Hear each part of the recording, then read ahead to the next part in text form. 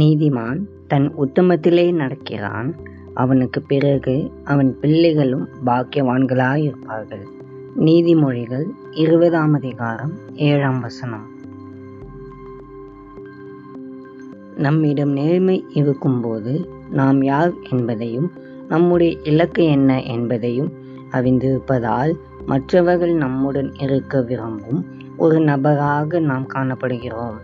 மாறாக நம்மிடம் நேர்மை இல்லாத போது பனி புயலுக்கு பின்பு வழுக்கும் பனி பாதையில் நடப்பதைப் போல நாம் கீழே விழுந்து விடாமல் இருக்கவே நம்முடைய முழு ஆற்றலையும் செலவிட வேண்டியிருக்கும்.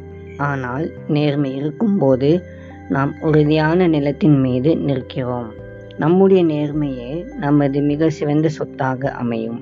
ஏனெனில் அது தலைமுறை தலைமுறையாக நிலைத்திருக்கும். மற்ற அனைத்தும் காலம் போக்கில் மறைந்துவிடும். அன்பின் ஆண்டவரே, இந்த நல்ல நாளுக்காக உமக்கு நன்றி. கர்த்தாவே, இந்த நாளிலும் நாங்கள் எல்லாவற்றிலும் உண்மையாக இருக்க எங்களை அர்ப்பணிக்கிறோம். நாங்கள் எப்பொழுதும் உம்மையே நோக்கி பார்க்க எங்களுக்கு உதவி செய்யும்.